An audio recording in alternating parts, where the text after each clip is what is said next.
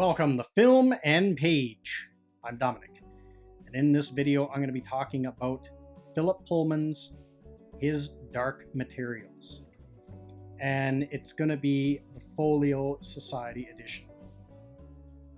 So I picked these books up. They were on sale at the Folio site because they were going out of circulation. They're back on the site now. They went away for a while, and these were on sale. And so my background with this book is I knew of the movie The Golden Compass. I knew it was based on a book, but other than that, I really didn't know much more. I also knew that the Catholic Church had kicked up a big stink and tried to get this book banned for some reason. So these books came for sale up on the Folio website. I saw them, and then I remember that controversy they had with Catholic Church and the Catholic Church trying to ban them in certain places. So whenever I hear about a book that's going to be banned or something, it just makes me want to read it 10 times more. Now, I didn't know what to expect, to be honest, with these books. I knew they were kind of in that same category of young readers, same as Harry Potter and stuff. Now, I tried to read Harry Potter, but I could not get into that book because I remember it was so popular, everyone was reading it. I said, well, I gotta see what's going on with these books. And I got the first one and made it like halfway through, and I just found it like boring, just really boring, and just never got me. Same thing with the movies, but I can understand the appeal of it. I can see why, if I was young, I would have liked the movies and stuff like that. So I wasn't sure, but when I read these books here, The Golden Compass and The Amber Spyglass and The Subtle Knife, I love these books. I was drawn right in. I thought they were like a million times better than Harry Potter. So now here's what the three books look like outside of the slipcase, and they're absolutely gorgeous. They're gorgeous, gorgeous books. They're all kind of got this gold to them, like embossed in gold, and each one, they've all got this like copper looking metallic first page and inside cover. So this is like, and it's the same thing in the back of the book too when you go to the final cover. And one thing I want to point out is these Folio books, these are illustrated. They've got some really nice illustrations. So you can see when you open them up, I mean, the Folio, they make really beautiful books. That illustration is really good, and it's got illustrations like that throughout the whole thing. And same thing with all the other books as well. They all got these really nice illustrations in them. You can see here with this one. I really like the illustrations in these books. They're really gorgeous. Just really well done. I mean, just absolutely beautiful books. Here's from the last book. This is like one of my favorite illustrations in this one, is this depiction of the land of the dead. So yeah, I mean, and the pages are just thicker and just gorgeous, man. Just gorgeous to hold in your hands and beautiful to have on a bookshelf.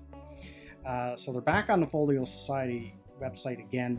You want to get them up. Now, I usually wait around like just after Boxing Day, around Boxing Day. They always have a bunch of sales on their website because these box sets are expensive. This probably run you well over $100. Now, when I got mine, it was greatly reduced, so I'm glad I did.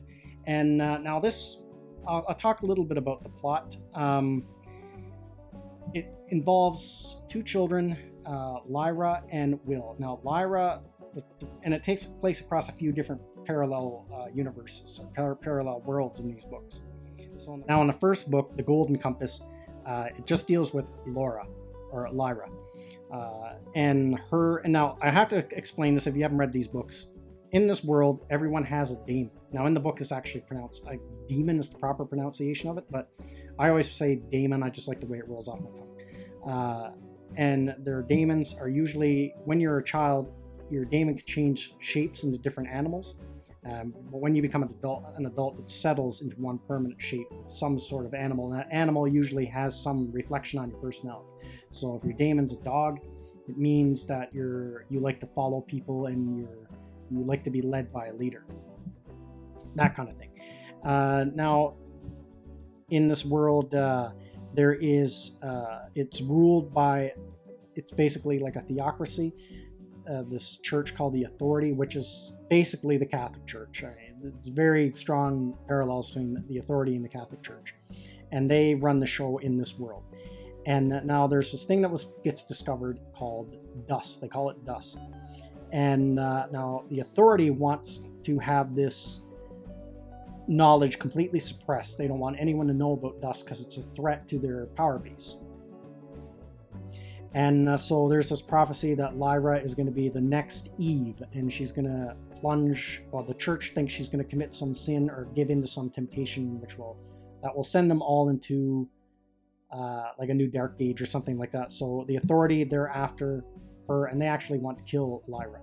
And so the whole of the first book takes place in just Lyra's world, and then the second book takes place in our world and some of Lyra's world, and then a third world.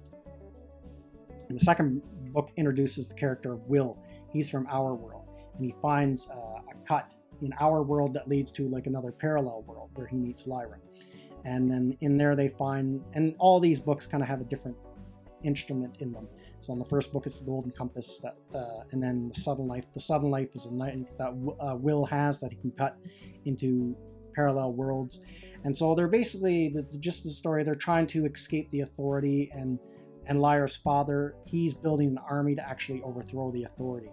And because the authority is actually led by a fallen angel in the story. I'm not going to go too much more detail about the plot, but it's just a really good story. It's a very fascinating story. What I like about this book is the author has like a really crazy imagination. So in this book, you've got armored polar bears that talk. You've got witches that ride on brooms and shoot arrows and all this. And you have everyone has a daemon that's a shape-shifting animal, and all the kids do anyway. And then just going back between all the parallel worlds, and the way the particle dust is set up, it's really interesting. Like, you really want to know what it is. That kind of pulls you through the story, what this is and how it ties into everything else. And the other thing, it has a lot of Gnostic themes in this book, because I might be mistaken, but I even think the fallen angel is referred to as the demiurge. And if you know anything about Gnosticism is a very controversial Christian belief, because it believes the God of the Bible is actually not the real God. He's actually a false god called the demiurge. And Philip K. Dick used to talk about this. He used to talk about like they're ruled by a demiurge, and we were inside of the Black Iron Prison.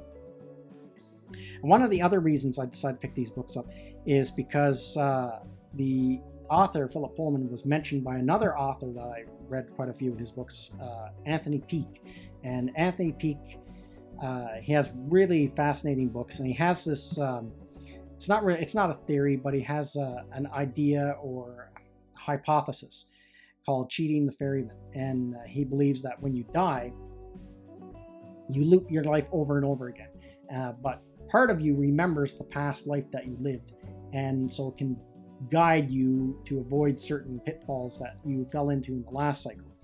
And he refers to that as your daemon. So he's mentioned Philip Pullman in some of the podcasts that he's been on, and I've listened to and stuff. So that's another reason why I want to pick these up, because it deals with a lot of things I'm interested in. It deals with like consciousness. It deals with parallel universes, and then the whole idea of a demiurge that's kind of like spun this false reality over everyone, things like that. And I can totally see why it was controversial for the Catholic Church. And if you're going to read these books, I would suggest, because I kind of made this mistake, I kind of read them separately. So I read this one, and then, a few months later I read this one, and a few months after that I read this one. But these are books I'm definitely going to read a second time down the road at some point. But if you're going to read these books, I would read them back to back, because there's a lot of characters in them, and you got a lot of stuff going on with the daemons and the dust and the authority and all these different, institutions of power and stuff. So it's kind of hard to keep track of it. So it's better if you just read them back to back. Then that way it's easier to remember what happened in the last book. So don't make the mistake I did. But yeah, overall, really good books. And these are books I'll definitely read again. These are probably like some of my favorite fantasy books I've ever read. Definitely give it up. So if you don't want to get the Folio ones, obviously, you can pick them up paperback. They're always in bookstores and stuff like that, or you can get them on Kindle too. But if you want something that looks really nice on your bookshelf, I would definitely pick these up. If you're going to buy something from Folio Society, these would definitely be really good ones to pick up. So that's everything I got to say in this video. Let me know what you think in the comments section, and I will see you at the next one. I'd like to say thank you to all of my subscribers. I appreciate you all in helping this channel grow. If you're new to the channel, don't forget to like, share, and subscribe. Also, don't forget to hit the bell icon so you'll be notified when new videos are uploaded.